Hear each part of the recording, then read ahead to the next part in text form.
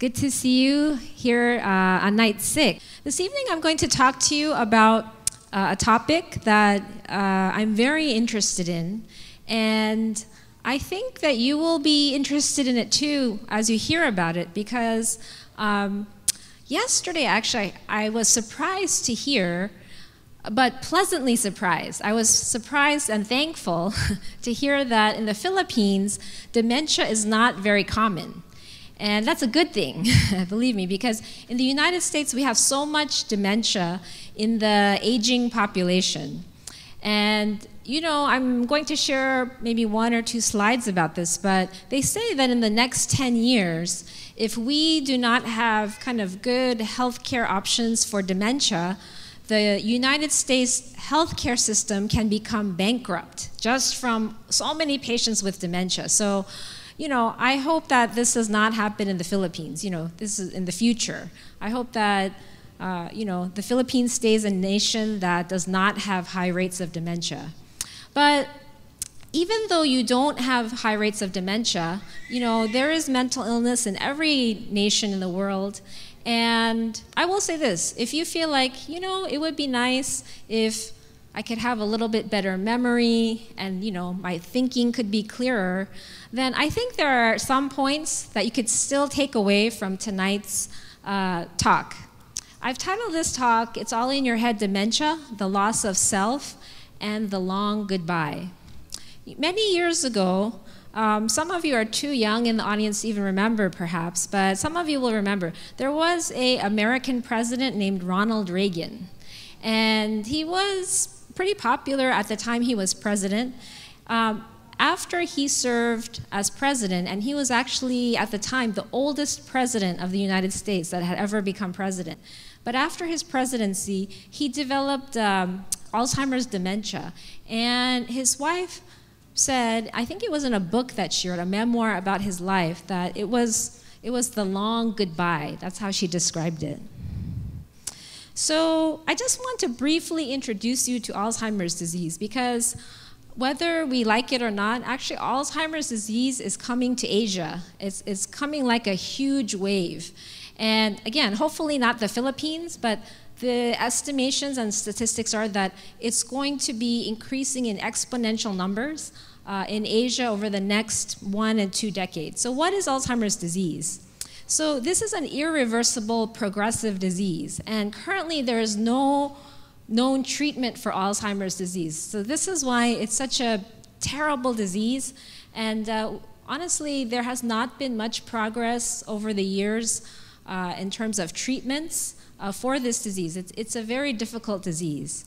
And it slowly destroys memory and thinking skills, and eventually the ability to carry out even the simplest of tasks. So for most people with Alzheimer's disease, the symptoms slowly develop. They start losing their memory and their thinking skills, and then they can't even do very, very simple things like, you know, putting clothes on, etc. So it's very progressive, debilitating, and they honestly lose their self, you know, self being all the things that make them human, the ability to think, the ability to remember things. Most symptoms begin in the sometimes early, sometimes mid-60s. And again, in the United States, this is the most common form of dementia among older adults. So just briefly, I'm going to talk about, you know, what part of the brain does dementia affect and Alzheimer's disease. And there is a certain pathway in the brain called the perforant pathway. I'm going to show you a little picture of it. One of the things that happens in Alzheimer's disease as patients lose their memory, when it gets bad enough, their memory is so short, they cannot remember even something that they saw or read even, you know, 1 or 2 minutes ago. So, you know, there's this kind of term that's in the popular culture where we say, you know, you should live in the moment. You know, don't think about the past, don't think about the future, just live right now. And literally, Alzheimer's patients do this. They live for right now because they cannot remember the past and they don't know the future. And you might think, well, this is a good thing, but actually it's very frightening to Alzheimer's patients because, they can't remember what happened, like 1 or 2 minutes ago. And so they feel very frightened of like, what is happening? So it is not a good thing for them. So the major damages that happen with Alzheimer's disease is in this area called the hippocampus. And so it's kind of like this blue area you see here. This is just kind of a sliced side view. But if you're to look at it, it kind of looks like a backwards C shape. And the hippocampus in the brain is the area of the brain that is very important for short-term memory. So this is why, as you can see, patients with Alzheimer's disease, as they lose their memory, the hippocampus actually shrinks. The size of this part of the brain gets smaller and smaller. Eventually, in normal human beings who do not have Alzheimer's, you store your short-term memory here, and then it goes into what we call the cortex of the brain, this larger part of the brain. But that pathway is basically destroyed in Alzheimer's disease. So just to show you, this is the pathway through which memories are preserved in the brain, and this, as I said, over time gets destroyed in Alzheimer's. So what are risk factors for Alzheimer's disease? As I said, Alzheimer's tends to affect older patients, so mid-60s and older. Family history, if someone in your family has had it, you are more likely to have it. It occurs a little bit more commonly in women than men, but definitely men get it too. I've seen a lot of male Alzheimer's patients. Any kind of head injury. So if you were in a car accident and you hit your head, and maybe you're okay at that time, you didn't have any significant bleeding, but still if it was major head injury, that could later on be a risk factor for Alzheimer's. If you've had a stroke, this is a risk factor. And even emotional trauma. So some event in your life that caused you a lot of emotional stress can be a risk factor for Alzheimer's too. So some people, including myself, sometimes, as we are very busy, we think, maybe I'm getting dementia, and because, like I'm forgetting things. And so a lot of times people will ask me, I'm really worried because I keep forgetting things. Am I getting dementia? So this is just a little table to show you, okay, what is kind of possible early signs of Alzheimer's and what is just normal forgetfulness or normal old age or even young age. So sometimes people say, I cannot find my keys, and so I think I have Alzheimer's disease. So I can't say all of us, but many of us sometimes will forget our keys. We'll be like, where did I put my keys? But that's not Alzheimer's disease. So, but what can happen in Alzheimer's disease is you put your keys in strange places that you would normally not. You might put it in the refrigerator or places where it does not belong, So that is concerning. Sometimes people say, sometimes I'm talking and I can't, there's something I'm trying to say, but I don't remember which word to say. And that is not Alzheimer's disease. What can be more concerning is, family members that you have lived with your whole life, and then you start forgetting your family members' names. This is concerning. Let's see. Another one is canceling a date with friends. Let's say you made some kind of appointment to eat somewhere with your friends, and then you think, I'm just kind of tired, I just want to rest. And some people say, well, is that Alzheimer's? So no, but in Alzheimer's patients, one of the characteristics is they tend to withdraw socially. So, they won't want to go anywhere, and they tend to just want to stay home, watch TV, do nothing. They are not really interested in many things. So, if you know someone who has these kinds of characteristics developing, they should probably be checked to see if they have early signs of Alzheimer's. So this is just a little cartoon. Imagine not being able to recognize your best friend. And that is a sad thing. If you cannot recognize your family members, your friends, as you get older, people you might have known for years and years or your whole life, this potentially can be early signs of Alzheimer's or other type of dementia. So the World Health Organization released the World Alzheimer's Report.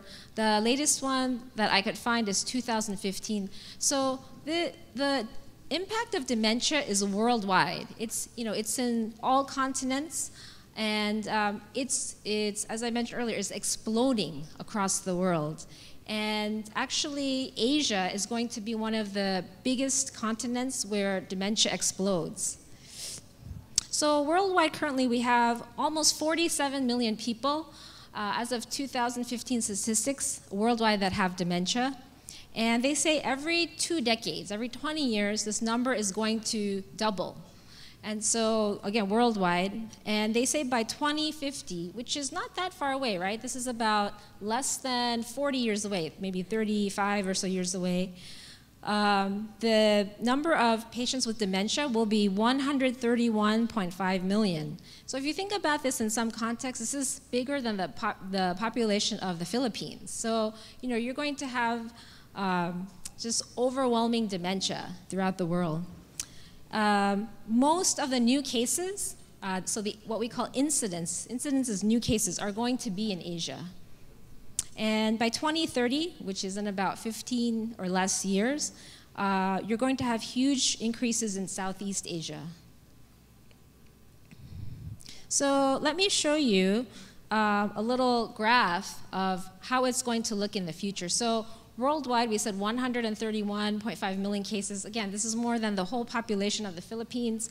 And you can see here, the continent of Asia is going to have the most dementia, unfortunately, but more than North and South America, more than Europe, it's going to be exploding in Asia. And again, I hope it will not explode into the Philippines, but statistically, you will see more of it.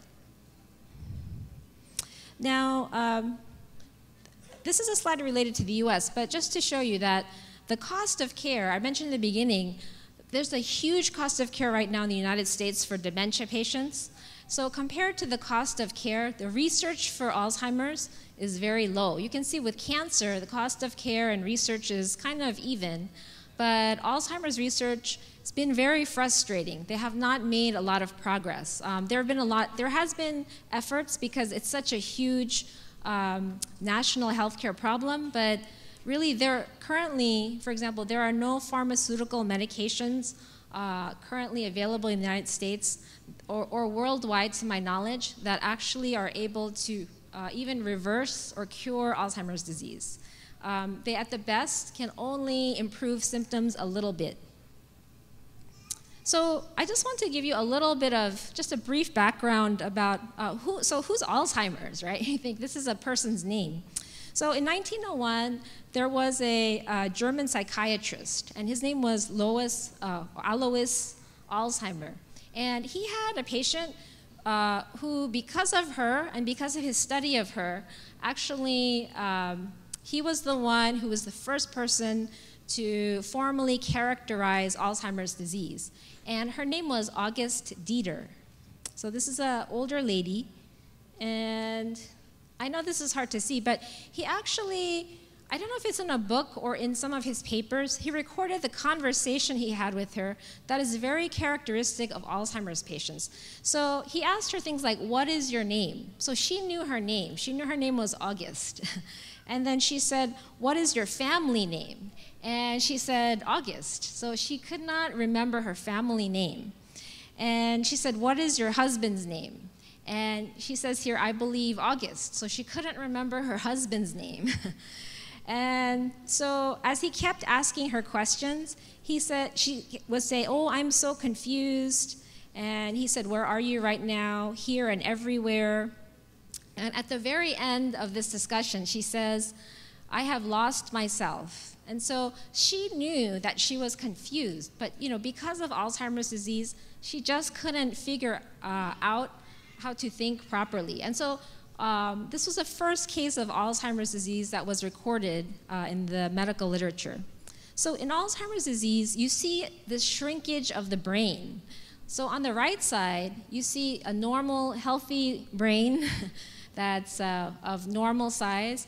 And over time, with Alzheimer's disease, you see the brain shrink. And this is not normal. You know, some people will say, well, as you get older, shouldn't your brain shrink? No, you know, not this much, not to this degree. And so you will see this characteristically in Alzheimer's. So there are different stages of Alzheimer's, from very mild to severe.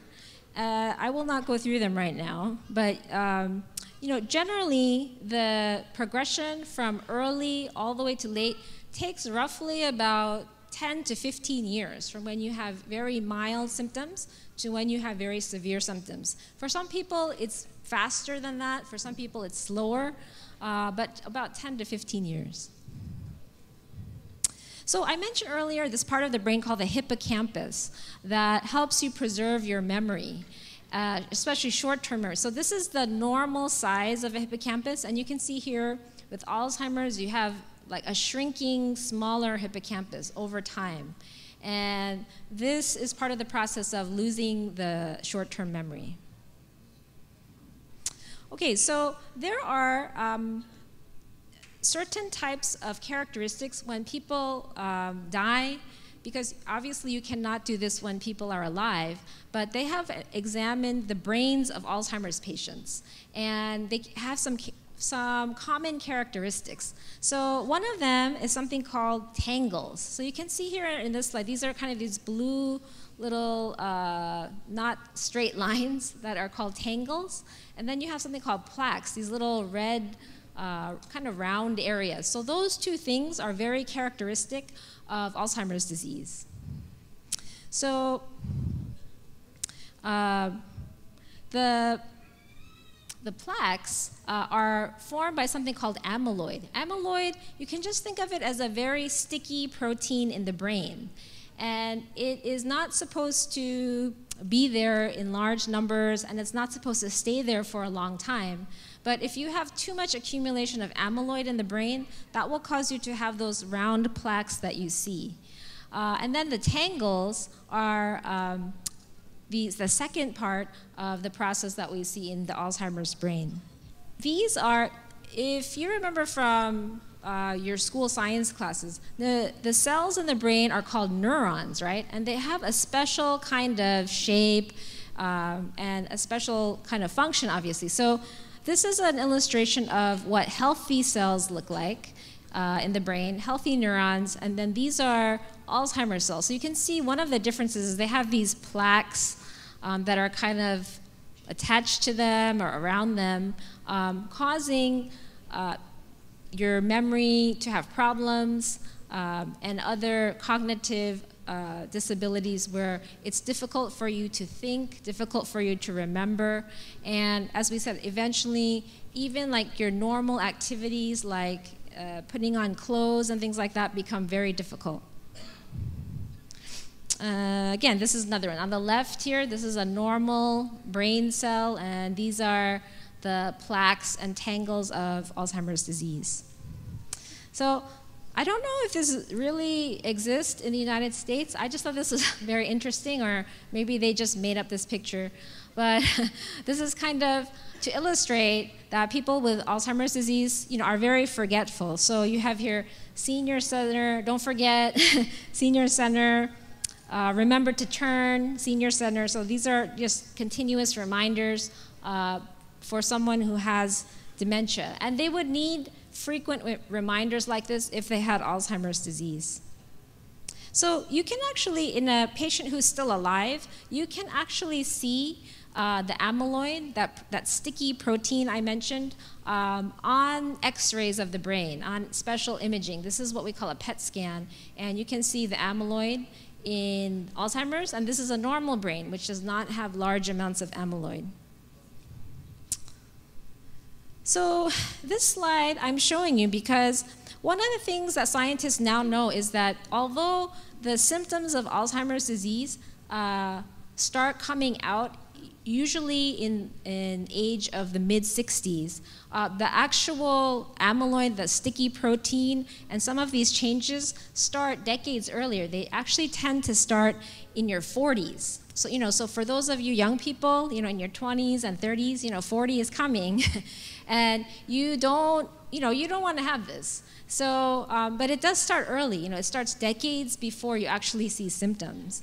And so, obviously, part of the research is, how can we prevent this from even starting to form, these amyloid plaques in your 40s?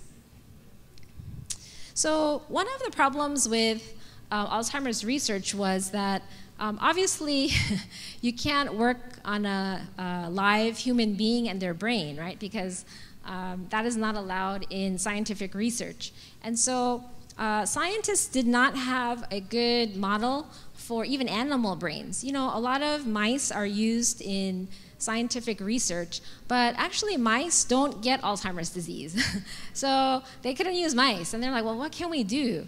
And so actually these two scientists, this is Rudolf Tandy on the right side. He is one of the top Alzheimer's disease researchers in the world. He's actually at Harvard, and this is one of his colleagues at Harvard. And they actually, somehow, they thought about it, there's kind of some brilliant thoughts, but they are now able to grow human brain cells just in a little, I don't know, like a little lab dish. So they're able to do that now. So they don't need to use like mice or other animals. They were actually able to grow human brain cells in a little laboratory dish.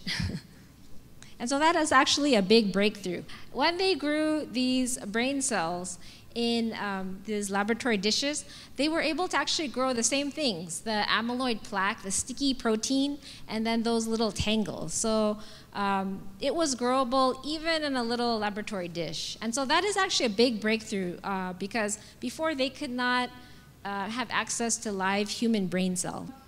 What I want to share with you here is there are some new approaches to Alzheimer's disease. One of the challenges of Alzheimer's disease, and actually many of our diseases today that are, big problems in modern times, one example would be cancer.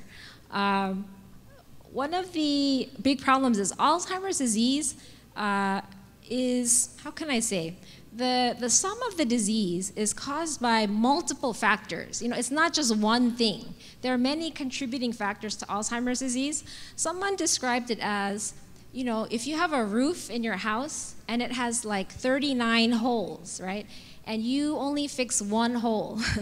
And if it's raining, the rain will come in the other 38 holes, right? So the problem is they have to fix all the holes in Alzheimer's disease in order to help people have improvement in their symptoms.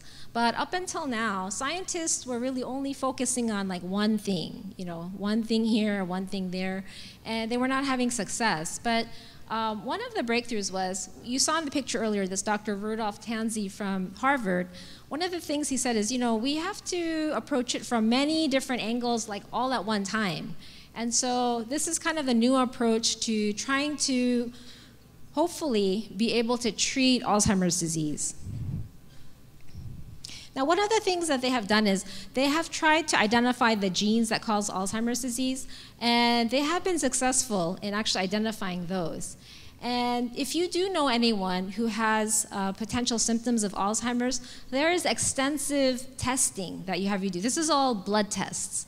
And so they look at your blood sugar. They look to see, do you have diabetes? They look to see some of your hormone levels. They look at your vitamin D level. They look at actually certain metals in your body to see if you have normal amounts or too much or too little. So, and then they also look at methylation. Yesterday we talked about, or no, it was 2 nights ago when we talked about epigenetics, we talked about methylation. So they actually look at your methylation status too. So lots of different testing. And so one question, scientists were not even able to even think about this question for a while, but one question that's coming up now is, can Alzheimer's disease be reversed? And you know how we've been talking about, you can reverse diabetes in many cases. You can reverse heart disease. So, scientists are now boldly saying, can we reverse Alzheimer's? And as I mentioned earlier, they don't even have one drug on the market right now to even treat it appropriately. So this is kind of a bold question. Can we reverse it? So actually at UCLA, the University of California in Los Angeles, which is about 1 hour from where I live, there is another Alzheimer's researcher, Dr. Dale Bredesen. And something that's very exciting that's just happened in the last 2 years is he's probably the first Alzheimer's researcher that has had success in actually reversing Alzheimer's disease.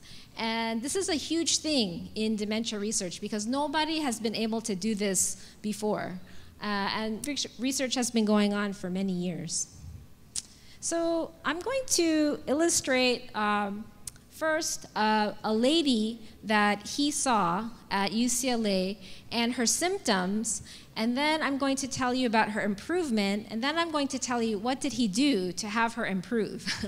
So she was 67 years old, and for 2 years, her memory had been getting worse and worse. So again, for those of you thinking, I don't have Alzheimer's disease, but I'm sure a lot of us can say, well, I would like my memory to be better. I would like to think more clearly. So a lot of these things that this lady did will apply to you and will apply to me too. I certainly would like my memory to be better. So she had this progressive memory loss.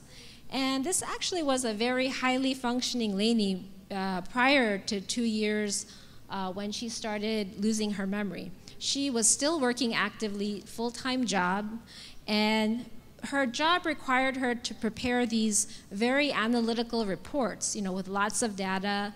And she also had to travel quite a bit because of her job.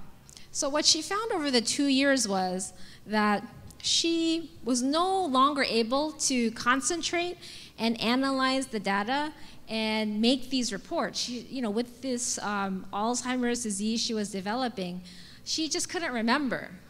And, she was like, wow, I have to make this report, but I can't analyze this. Her brain was confused. And also, as she was traveling, she would get confused where she was going. So it was very debilitating. And she actually said, you know what, I have to quit my job because I cannot do my job properly. It was this debilitating.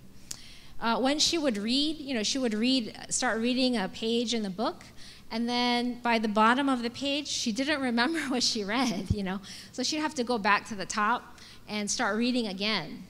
Can you imagine? That would be so frustrating.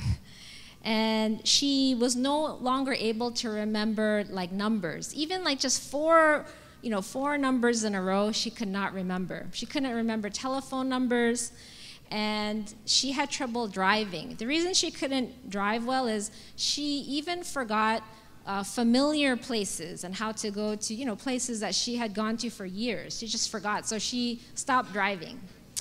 And she had some pets. I don't know if she had dogs or cats or what kind of pets she had. She had some animals, and she would mix up the names of her pets. She didn't know where the light switches were in her house. So, she was having major problems. This is not just a little bit of forgetting. This is major.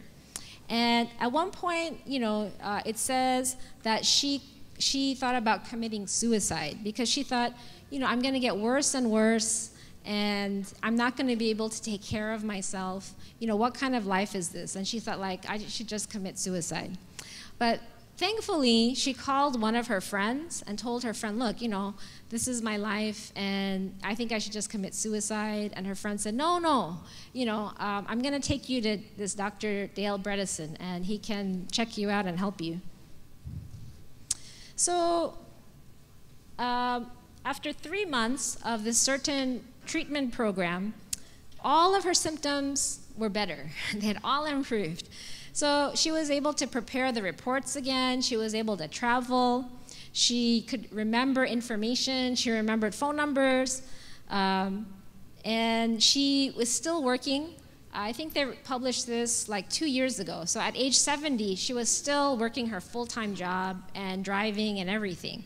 So this is a case where she had really completely reversed her symptoms. And so it makes you curious, right? How does she, after just 3 months, 3 months is a short time. And so these are some of the things that were part of the study and that she was instructed to do. So one is she eliminated all simple carbohydrates from her diet. So if you remember, we've talked about the other day, simple carbohydrates and complex carbohydrates, right? We said not all carbohydrates are bad. The simple ones are things related to refined food, like refined flour, refined grains. So that would be like, white bread or other flour products. It could be noodles, etc., white rice. All of these are refined carbohydrates and simple carbohydrates. So our complex carbohydrates are things like beans, brown rice, whole grains. These are your complex carbohydrates. So she eliminated all simple carbohydrates from her diet. In the process, if you remember, like, our complex carbohydrates have a lot of fiber. And so, it makes you feel full, but you eat less calories. And so she actually lost 20 pounds. So that was kind of a good side effect. She eliminated gluten and all processed food from her diet, and she increased her fruit and vegetable intake. She ate what we call non-farmed fish. I think that means basically just fish caught like in the wild, not from a fish farm. She did some things to decrease her stress. She began yoga and she was meditating. And so we had said earlier, right, if you have a big psychological stress, that's a risk factor for Alzheimer's. So she's doing some stress relieving techniques. And she also took melatonin. And we talked about melatonin being the sleep hormone, right, and how important melatonin is for so many things, among them being prevention of Alzheimer's. And she wasn't sleeping enough, and so she made sure she got 7 to 8 hours of sleep per night. So she ate better, she took melatonin, she decreased her stress, and she slept better. And a few other things. So she took a few supplements. So she took some B vitamins, it looks like vitamin D, fish oil. The fish oil is probably for omega-3, CoQ10, which is also like an antioxidant. And she used an electric toothbrush. I don't know that you have to use, I think it just means she had good dental hygiene. She took care of her teeth. And another thing is she fasted for a minimum of 12 hours between dinner and breakfast. So what that means is, let's say that you eat dinner at 7 p.m. So that means that at 7 p.m. she's done with dinner, and she didn't eat breakfast the next day until at least 7 a.m. So there's 12 hours between dinner and breakfast the next day. And so it's kind of it's a short fast, but basically her body was resting for at least 12 hours in between those two meals. As I said, she did meditation and she did exercise. And these lifestyle changes worked for her. Her memory came back and she was able to function again at her very challenging job. So the protocol, this kind of experimental treatment that Dr. Dale Bredesen is doing at UCLA is called the MEND protocol. And so here's the elements of it. You already heard them just briefly, but I'm just going to go over them in a little bit more detail, and then we'll end. So optimizing diet. So Dr. Bredesen says, too, this is the most important thing. So if you want to retain good memory, you don't want to become like this lady forgetful, and you don't remember your pets' names, you don't know where the light switches are in your home, you have trouble driving. If you want to retain good memory, a good diet is key. This is very, very important. So eliminating simple carbohydrates is very important. Now, I know that, in especially the American diet, I would say maybe even the Filipino diet too, but I'm not that familiar. We have a lot of simple carbohydrates in the American diet, so you have to be very careful. Like in the American diet, if you eat noodles, all the noodles almost are refined. I mean, if you want to find noodles made with whole grain, it's challenging, you know. So you have to be, you have to have extra effort, but I will tell you that it is worth the extra effort to eat complex carbohydrates, as I said, beans and whole grains, and eliminate your simple carbohydrates. And that will also actually help you regulate your health. As we said, this lady lost 20 pounds just with that one change. Don't eat foods with trans fat. So we talked about trans fat the other day. That was the partially hydrogenated oil, if you read on labels of packaged food. So you really want to avoid that. That's very bad for your heart, but also a risk factor for Alzheimer's disease. Some people are sensitive to gluten, not everyone, but if you see that you have a gluten sensitivity, it's better to not eat gluten. This is kind of a big thing in the United States now. There's so many gluten-free foods, but not everyone is sensitive. I have to say, this is something that's specific to certain people. Maximize fresh fruits and vegetables, and minimize exposure to fish with heavy metals. So fish actually inherently is not a bad food, but just because of how our environment is today, many fish are contaminated with heavy metals like mercury and other toxins. So you do have to be very careful. In the United States, there is a recommendation for pregnant women. If you're pregnant, with child, they recommend you really limit your intake of fish to like twice a week, because it actually can harm the baby if there are harmful metals or toxins in there. It's not as harmful to the adult, but it's very harmful to a sensitive, developing baby or fetus. So, the fish, as I said, fish inherently is not a bad thing, but just in today's environment, you have to be very careful because of these environmental problems. Okay, so next, as we said, have a nightly fast. So the recommendation, this is the specific recommendation of this protocol, is don't eat 3 hours before you go to sleep. So if you go to sleep at 10 p.m., you should stop eating by about 7 p.m., right? And that way your body can digest your food, and when you go to sleep, your stomach and your digestive system can rest with you, right? So that it's not like you're sleeping, but your digestive system is still working. You want to have that 12-hour fast he was talking about. So if you stop eating at 7, the earliest you should eat the next day is about 7. If you have to eat breakfast at 6 a.m., then the latest you should eat in the evening is 6 p.m., something like that. And so why is this? So as it says here, so this eating pattern encourages autophagy. So this is the body's ability to clean up, these cells that you don't want in your body, like amyloid, the sticky protein, and other ones too. And fasting also decreases your insulin level. We were saying earlier that you don't want to have too high spikes in your insulin.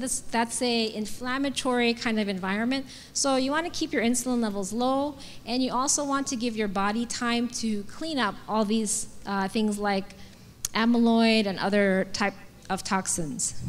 So reduce stress. So you remember this lady did yoga, she did meditation, and so whatever, for each one of us, it's a little bit different what you're going to do to reduce stress. Some people will do music. Maybe you like to sing or play an instrument, or you like to go for a walk in a quiet place. But doing some type of stress relieving activity every day is helpful. And stress actually was found to destroy the cells of the hippocampus. So stress is bad for your brain. And tomorrow we're going to talk more about stress, because we all have stress, and so we need to know how to regulate it. And so decreasing stress is important. And then sleeping enough, optimizing sleep. So most of us should sleep at least 7 to 8 hours a night. There are some people who need a little more sleep, some people who need a little less, but we should all sleep around that much. That's kind of the average. Did you know that when you're in your deep sleep phase, I love this part. When I was researching this, I thought, this is like amazing. But what they found is when you're in the deep sleep that we talked about yesterday, the delta wave sleep, that's the stage 4 sleep, there is actually during that part of sleep, your brain actually like squeezes itself. Just like, let's say you're squeezing a pillow, your brain squeezes itself and squeezes out toxins. And I was like, wow, that's amazing. But that only happens during deep sleep. So if you don't get enough sleep and then you don't get enough deep sleep, you're not going to really have the good squeezing of your brain and squeezing out of these toxins like amyloid, and other things. So I just thought, like, wow, that's amazing. And then exercise. So we all know exercise is good, but exercise is good for the brain. And so actually it can help new nerve cells grow in the limbic system. The limbic system is the part of your brain that includes the hippocampus. It controls memory and emotion and things like that. And so if you exercise, you can actually produce new cells in that area. As we end here, stimulating your brain. So a lot of people say, well, if I want to have good memory as I get older, I should do like puzzles and things like that. And that is helpful. The key thing they say here is learn new things. So if you can learn something new every day, this is helpful because your brain makes new connections as it learns new things. So and for some of us, if you're in school, you learn new things every day kind of automatically, right? Hopefully. But I would say just make it a point to make sure you learn new things every day, even as you get older. There are some supplements that people in this study have been given, and just in the interest of time, I cannot go over all of them, but vitamin D is very important with the risk of Alzheimer's. Vitamin D is actually a hormone in the body. Even it's a vitamin, but it is a hormone as well. Has many hormonal effects. Vitamin E, as we know, is an antioxidant, and some other supplements. Now, I'm showing you this list, but I'm not saying you all have to go to your local store and buy these supplements. But I am saying, if you eat a healthy, well-balanced diet, you should have a lot of these in your diet, and so this is to give you that perspective. So, as we end here, one last thing. So, if you ever are curious and you look on the internet about Alzheimer's disease and different proposed treatments, one of the things that comes up a lot is coconut oil. I don't know if you know this.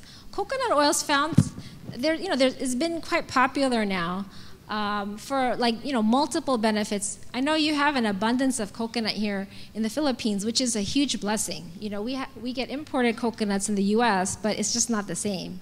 But coconut oil has been found to be extremely beneficial in preserving memory and in the treatment of Alzheimer's. So a lot of Alzheimer's or dementia patients are recommended to take some coconut oil or to eat coconuts if they can each day. So, I don't know if, you see coconuts all the time and you're just like, but it's a great food. It's a great food, and it actually is one that can help you preserve memory.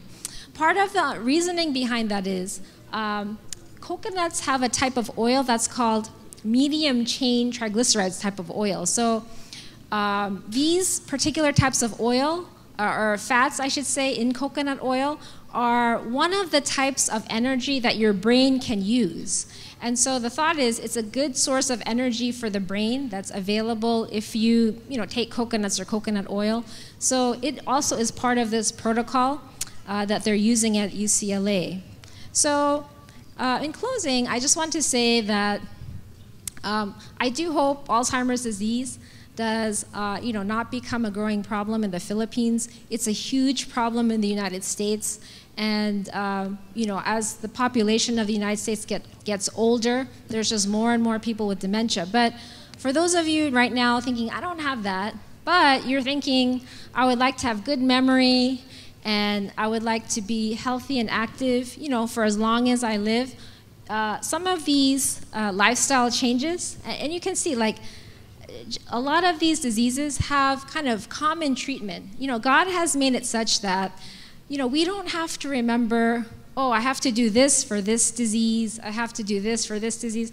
You don't have to remember a lot of complicated things for different types of diseases. He really has one grand plan of how to live healthfully. And we've been talking about it over the last few days. This healthy lifestyle, eating healthfully, exercising, getting enough rest, and trying to regulate our stress levels, etc. So as I said, tomorrow night we're going to be talking a little bit more in detail about stress. So please join me and have a good night. Thank you.